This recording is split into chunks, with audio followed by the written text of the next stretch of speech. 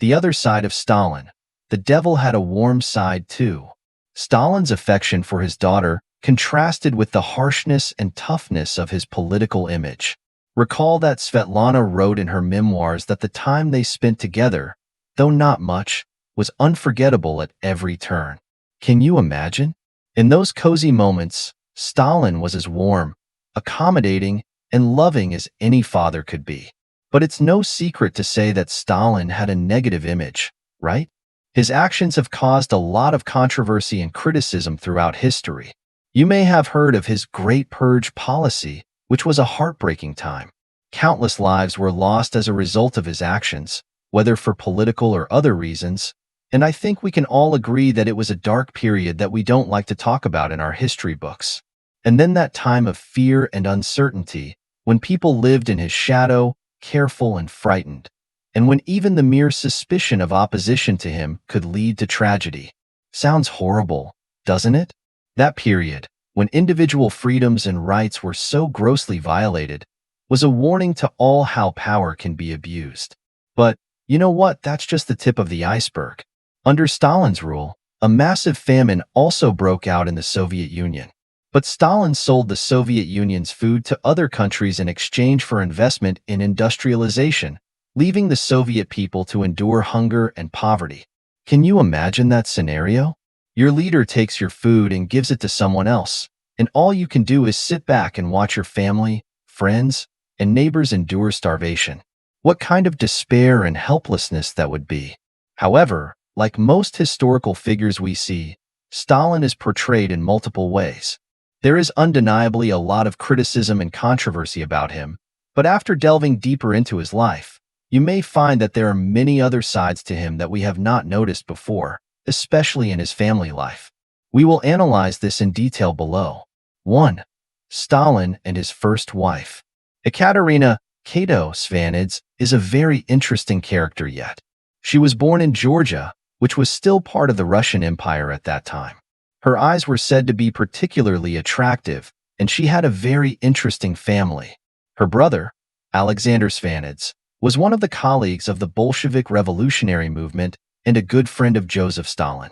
It is said that they first met in 1903, when Ekaterina was still working in the family cotton mill, a very ordinary woman, but her beauty and personality apparently captivated Stalin.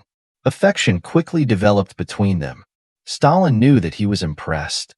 He had always been an idealist, bent on his Marxist theories, but in the presence of Ekaterina, he found that he too longed for a dull and ordinary life. He begins to spend time with her, gradually changing his work-obsessed lifestyle. The change is so subtle yet far-reaching that because of Ekaterina's presence, the idealistic Stalin, who is obsessed with his ideals, begins to learn to appreciate the little things in life. Like those everyday things they spent together, the breeze on Ekaterina's smiling face, her silky hair floating in the air, the dinners Stalin prepared for her, or the walks they took together in the twilight, watching the sun set. Of course, Stalin was far from being the iron-fisted ruler he was at that time, and was probably more of an idealistic, passionate young revolutionary. His relationship with Ekaterina was certainly one of the most personal and emotionally charged chapters of his life. In their romance, Stalin was the one who took more of the initiative to pursue. He tries to impress Ekaterina with his actions and words, telling her that he cares about her and wants to share his life with her. Their conversations always bring joy to each other's hearts. This romance gradually feeds into Stalin's life and work as well, as he becomes more subdued and has the patience to deal with difficulties and challenges. Well, as for Ekaterina, I would say that she was a light in Stalin's life. She warmed his heart and opened his emotions. How did she do that? Stalin was with her that day. He watched her quietly doing her crafts with a smile of contentment and joy, and that moment filled him with peace. He knew that he wanted to be with her, to share the sweetness and the astringency of life. Being two very practical people, Stalin and Ekaterina's wedding did not have many romantic elements.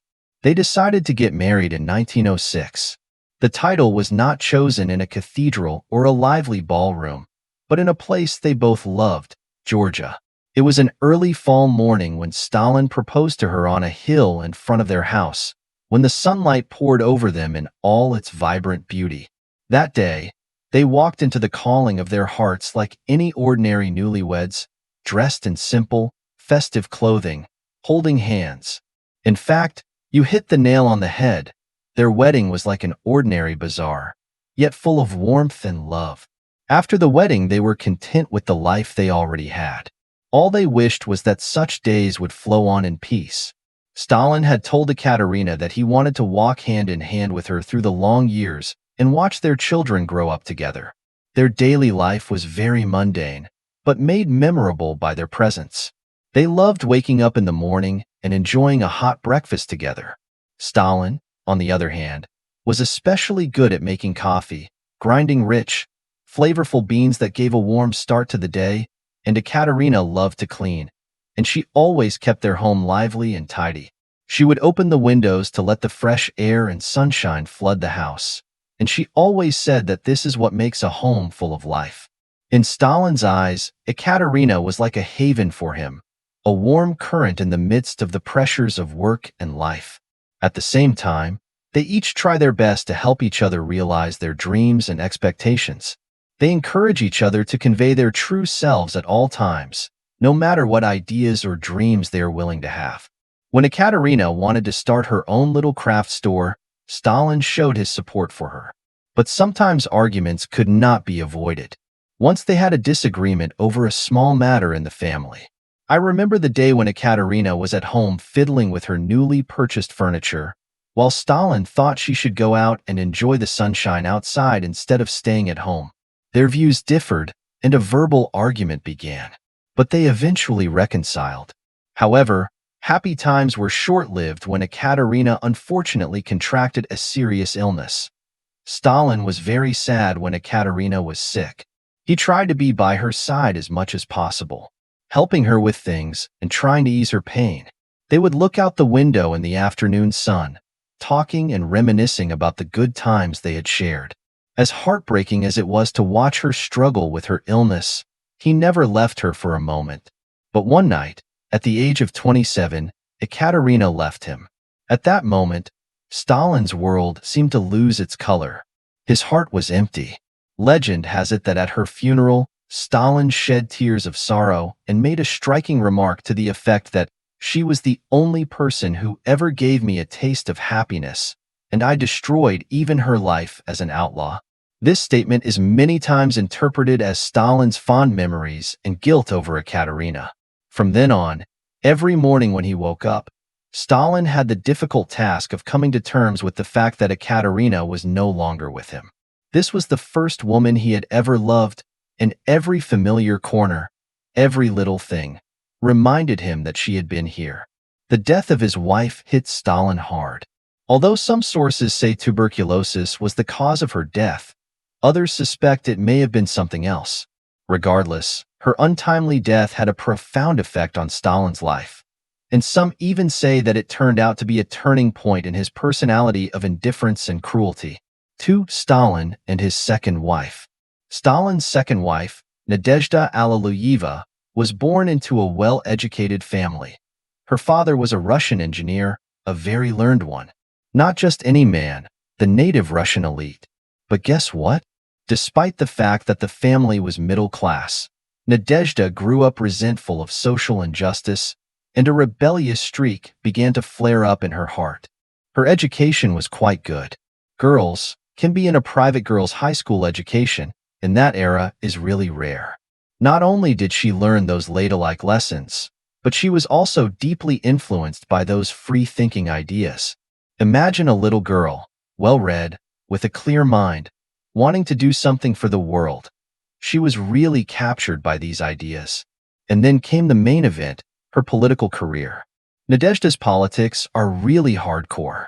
Back in the day, when the fires of revolution were starting to ignite all over Russia, young Nadezhda wasn't exempt from joining the Bolsheviks.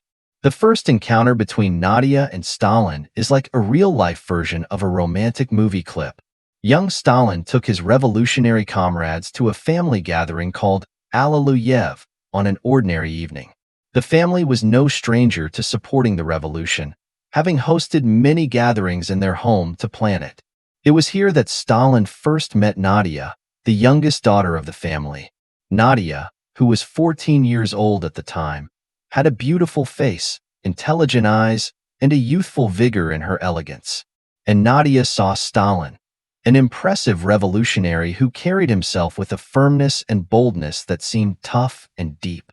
They were in that hallowed house, around the fire, surveying each other with wistful curiosity in their hearts. Stalin had an impression of Nadia as a little rebel, while Nadia saw Stalin as firm and composed. Their encounter did not immediately spark any passionate emotions, but it was like a seed planted, waiting for time to nourish and grow. Afterwards, their interactions grew. Stalin was attracted to Nadia's talent. He thought she understood his deeper thoughts and visions better than anyone else. For Stalin, Nadia was a partner with whom he could face the challenges of life and work together to realize his communist ideals. As he once said, Nadia was his political friend. Nadia was a passionate and opinionated woman who was passionate about social issues and political change. Once Nadia read an idea about revolution in a book, she excitedly approached Stalin to share her findings.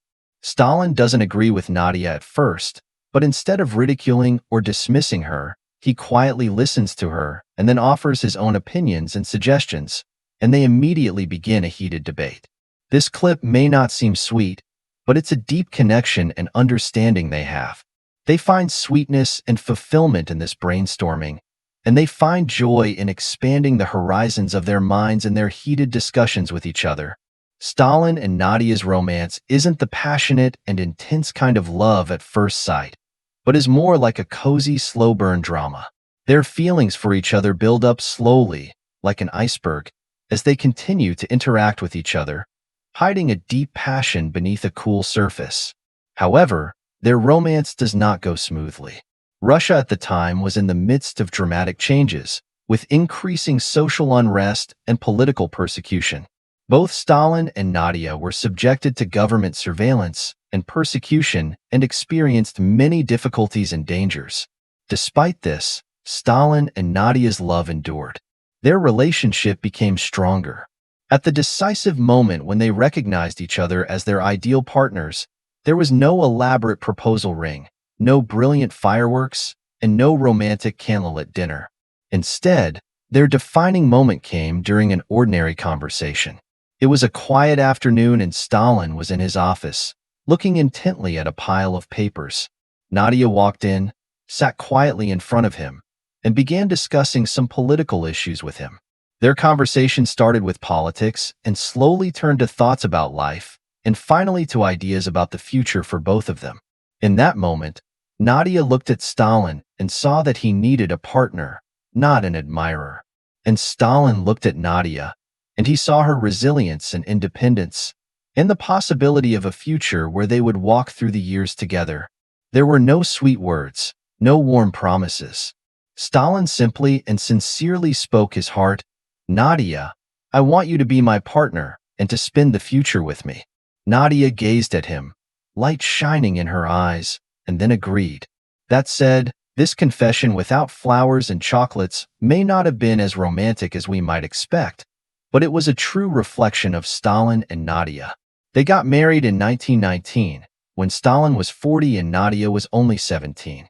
After their marriage, Stalin showed his softer side in front of his wife as well. As you can imagine, a typical early morning, when Stalin woke up, Nadezhda was probably already busy in the kitchen preparing breakfast. He squeezes a smile out of the morning chill, walks to the kitchen, hugs Nadezhda gently, presses himself against her back, and glances at the fire. It was probably a part of their daily life, quiet, yet loving. He sometimes helped Nadezhda sweep the floor, wash the dishes, and even took time to walk with Nadezhda after a day of high-pressure government work. Yes, in these leisure moments with his wife, Stalin was no longer the leader at the pinnacle of power, but an ordinary husband. Everyday life was also full of little surprises.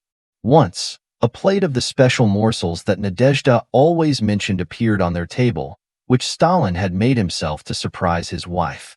Of course, the shy Nadezhda knew who had made it, but she just smiled and ate it with as big a mouthful as she could pretend not to know, giving the big man a reward. But life was not always sweet. There were quarrels and misunderstandings. One night Stalin came home late and forgot that he was supposed to accompany Nadezhda to a small party. Nadezhda was very angry because she had been preparing for this event for a long time. That evening, the domineering Stalin bowed his head and said, "I was wrong." Their daily life was complicated and cozy. There were arguments and misunderstandings, but they always found a way to reconcile and embrace each other again. Stalin's feelings for Nadezhda were definitely more than simple love between lovers. I think he put a lot on her. Stalin lived a life of intense political struggle and needed someone who understood him and cared about him to be quietly behind him. For him, Nadezhda was that person to rely on. I remember one time when Stalin drank heavily at a party, and Nadezhda was both amused and annoyed by this. Even though he was the leader of the country, Stalin was not offended by his wife's public criticism of him, but smiled and said, "You are always so direct with me, and I know you are right." However, on a cold night in 1932, they attended a party, and there was a heated argument between the couple for a number of reasons, and the atmosphere was very tense. Nadezhda returned home very sad and depressed. In that heavily wrapped atmosphere of harsh winter cold and family conflict, she made that final decision. There are many as more than one story as to how she died, but the most common story is that she committed suicide with a gun. The next morning, when Stalin realized that Nadezhda was not yet out of bed, he probably assumed that she was angry because of last night's argument and did not want to see him. But when he finally opened the bedroom door, what he found was Nadezhda's cold remains. Imagine the shock and agony Stalin felt at that moment. His devoted wife, whom he had seen every day, was gone. It is said that he stood there with his eyes wide open, looking at the woman he loved so much. We can see that even a strong leader like Stalin seemed so vulnerable and helpless in the face of death. The tragedy was devastating for Stalin. He lost his pillar, his lover. Nadezhda's death left him in deep agony, unable to extricate himself. He lost the vigor of life and the decisiveness of a leader and simply survived alone in that home they had shared. This meeting, acquaintance, and love certainly added a touch of softness to Stalin's life. Even though his image became more and more harsh and cold later on, the warmth of that first acquaintance and the deep love for Ekaterina may have always held a place in his heart. 3. Stalin and his son Vasily Stalin. History has not always painted a rigorous picture of Stalin, but while his public image is often overshadowed by the seriousness of politics and the harshness of power, his interactions with Vasily did include some brief moments of warmth. Vasily was born in what was then the Kremlin. His upbringing was also very unique. After all, how many children get to watch heads of state come and go from their father's place of work, his home? The fact that his room was next to Stalin's office was enough to immerse him in the world of politics from an early age. He was known as Little Bear, a nickname that was full of paternal warmth but also revealed Stalin's expectations of him. Comparing Vasily to a bear, the symbol of the country, meant that he wanted him to have a vast meadow to run free. Once, Vasily was playing with a ball in the wide corridors of the Kremlin, but accidentally kicked it out of the window. When he lost it and went to explain to his father, perhaps he expected his father to express his anger at his carelessness, yet Stalin just frowned at Vasily for a few seconds, then suddenly smiled, patted him on the back and said, "Don't worry, we'll buy a new one." This affectionate, easygoing side of Vasily surprised and impressed him beyond measure. Stalin may have portrayed a stern fatherly image in front of him most of the time, but this moment of loving kindness stuck with Vasily. As a father, Stalin had high hopes for Vasily's future, sometimes taking a personal interest in his education and upbringing, even teaching him himself. This form of concern, in the political context of the time, can also be interpreted as an expression of compassion, even though it carries the obvious intention of grooming a successor. Stalin also showed pride in his son's professional accomplishments when Vasily became a pilot and even an Air Force general in World War II. Vasily's excellence and promotions can be seen in part as a sign of his father's support and trust. However, many of the major decisions and turning points in Vasily's life were inevitably shaped by his father's status and influence. In Stalin's view, the expectations and strict demands placed on Vasily may have been an expression of loving kindness towards him, but they also reflected shades of power and control. It has to be said that there are a number of historical accounts of the complex and multifaceted relationship between Stalin and Vasily, with both harsh and ruthless aspects as well as moments of warmth.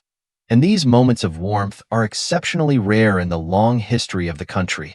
For Vasily, despite the shadow and pressure of power, his father's influence and the care and love he gave at certain moments had an indelible impact on his life and upbringing. 4. Stalin and his daughter. The birth of Ekaterina was like a flower blooming in spring, bringing a different kind of vigor and hope in Stalin's family of serious fighters. You can imagine Stalin in a spacious room in the Kremlin with the windows wide open and the sunlight pouring on his iron-firm face. That day, he was directing a battle to be fought on a strategic map, and then a messenger suddenly ran in and told him, "Chief, your daughter has been born."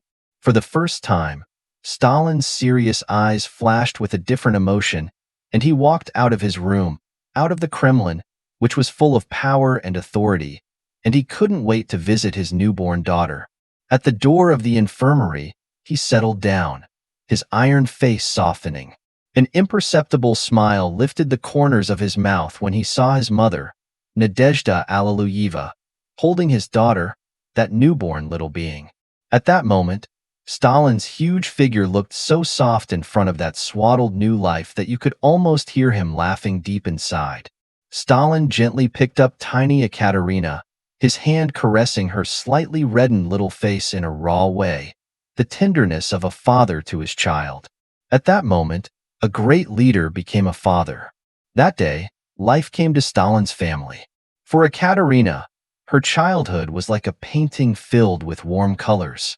Despite the fact that her father, Stalin, was the head of the Soviet Union, he was first and foremost in her eyes the father she loved and doted on.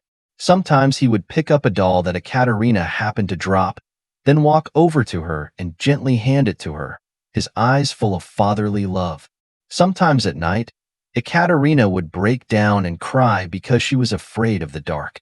At that point, Stalin would drop what he was doing, go into her room, sit by her bedside, and tell her one of her favorite stories until she fell into a peaceful sleep. They spent many joyous days together in those years. He ran with her through the green grass. He taught her the art of how to dodge the petitioners at her door. He peeled those brightly colored candy papers with her. Whenever he came home, she always rushed to him. She hugged him and jumped on his chest like a little tree squirrel. Her laughter was like the best gift for this serious politician and the warmest, darkest harbor in his heart. So, for Ekaterina, her childhood wasn't really all gloomy, because Stalin always tried to make time for her and love her.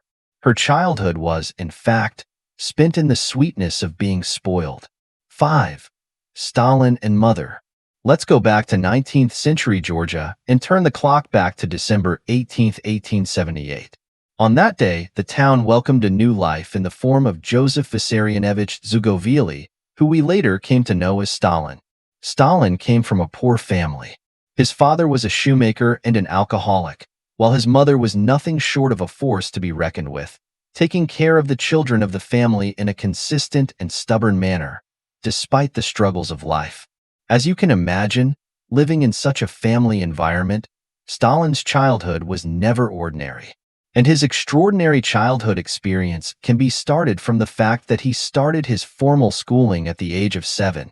Although his father was not supportive of his schooling, and instead used to educate him with his mastery of shoemaking in the hope that he would take over his business later on, his mother made a completely different choice. She firmly supported him in his studies in the hope that he would lead a different life from his father. You can see this as a reflection of modern parents fighting for a better education for their children, only it happened in those distant times. To pay for his schooling, his mother worked her ass off, and most of the time she did the laundry.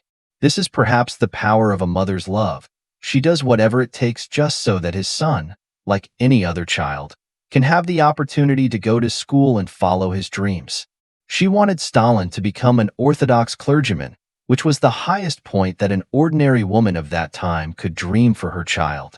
Historical sources and anecdotes contain a lot of details about the relationship between Stalin and his mother. While Stalin's life and personality were filled with seriousness and high pressure, there are some heartwarming episodes in his memories of his mother. Although Stalin's choices as he grew up deviated greatly from his mother's expectations, his feelings for her were genuine. Even after Stalin became the leader of the Soviet Union, he maintained a degree of filial piety and respect for his mother. He mentioned his mother on many public occasions, recalling her hardships and influence on him, which can be seen as an outpouring of his heartfelt emotions. It is said that at the height of his power, Stalin still found time to visit his mother where she lived, although these visits were infrequent. There are anecdotal accounts of Stalin still showing a childlike side in his conversations with his mother, listening to her advice and counsel.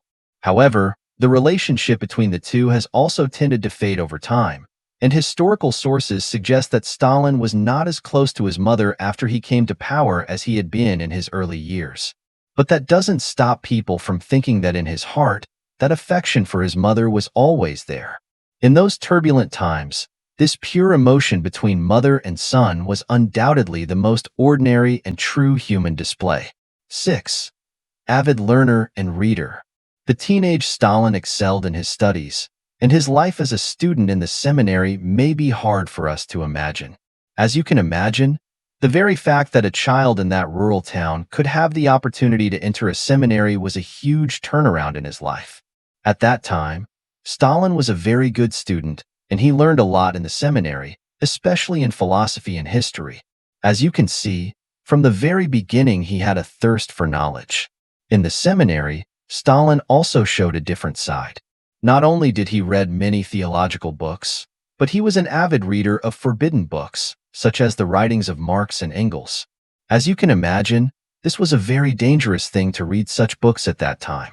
He, however, stuck to his own ideas even in such an environment of absolute authority, and chose new knowledge and the winds of freedom. Having said that, I can't help but think of some stories about Stalin's reading. It is said that he often read late at night, and that neither history books nor political theories could stop him. Can you imagine how deep this obsession and concentration must have been for someone to be engrossed in the world of books, reading late into the night to the familiar sound of the piano? It has been said that Stalin's study was like a supermarket full of books, and that must have been a spectacular sight. Not only did he love to read, but he was also a good thinker. He himself wrote many articles and books, including History and Materialism, Problems of Leninism, and so on. Thousands of ambitions, political strategies. In this endless sea of knowledge, many decisions and ideas were born that influenced the Soviet Union and the world.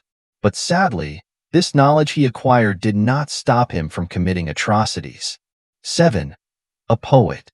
Undoubtedly, Stalin's story is full of complexities and contradictions. Now, let's pull back to Stalin's younger years to explore his identity as a poet.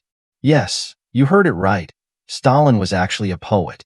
During his period between the ages of 16 and 19, he published a number of poems in a Georgian magazine, which can be considered as the period when he officially made his debut as a poet. Although he was still an unknown young man at that time, his poetry was appreciated by the local cultural elite. His poems are rich in themes, ranging from celebrating the beauty of nature to homesickness to passionate defiance. Among them, one of his Nostradamus prophetic poems became famous in the region. This poem predicted his future life and showed Stalin's proud personality through the characters in the poem. His poetic talent even led to him being dubbed the Georgian Pushkin at one point, and his poetic career can be seen as a warm-up for his political career. His passionate desire for power, which had long been expressed in his poetry, may have foreshadowed his later political career. However, although his poetic talents were highly regarded, Stalin eventually devoted himself primarily to political revolution, and his poetic career ended when he was in his 20s. But his poetry, for better or worse, will be an important window into Stalin's life.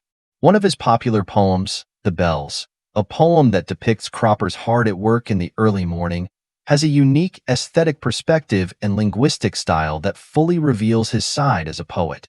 In the poem, he writes, "The sun rises over the East Sea and sets over the West Mountain, and the people who labor have just begun." What a simple and powerful verse this is, giving a sense of the solemnity and dignity of labor.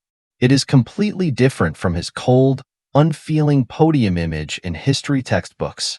What's more, Stalin's poetry is not empty and generalized, meaningless lyricism, but full of distinct social consciousness and revolutionary enthusiasm. What he depicted in his poetry were often hard-working peasants, workers fighting on the front line. Regardless of what we think of his political behavior, his talent in poetry is truly admirable.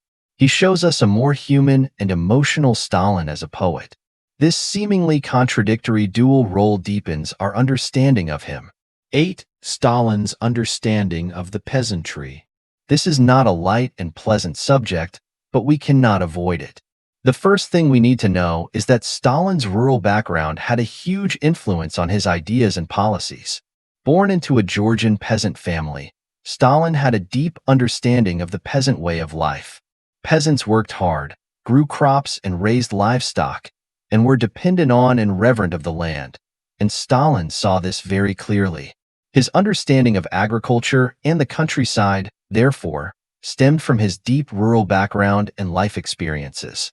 However, despite Stalin's understanding of the peasants' toil and difficulties, his agricultural policies left a deep mark on history. He pursued a collectivization policy with the aim of modernizing agriculture, but this policy caused many problems in practice. Many peasants lost their land, and many even lost their lives because they could not accept collectivization. In order to implement this policy, Stalin also showed his ruthless and forceful side. The collectivization policy at one point caused agricultural productivity to decline and life became harder for the peasants. This shows that Stalin ignored the voice and needs of the peasants while trying to change agriculture. His understanding of agriculture clearly did not allow him to make the best choices. Overall, Stalin's understanding of the peasantry was complex, both deep and detached. His background led him to understand the peasants, but his policies inflicted pain on them. This is the ambivalence of history and the complexity in Stalin. So we have discussed Stalin's characteristics and actions from all sides. Now it is time for us to make a full judgment. Although we have seen Stalin's side as a poet, father, husband, and son through what has gone before, we must not forget his brutal behavior and violations of human rights. Yes, he may have been an emotional man who loved his wife, his daughter, his son, and his mother. He also made some contributions to the modernization of Russia, but that doesn't erase the suffering that his brutal rule and collectivization policies brought to the people. Many of his decisions and actions led to the death and suffering of countless innocent people. This is a fact of history, and we cannot completely ignore this because of some of his good aspects. That's all for this installment. Thanks for watching.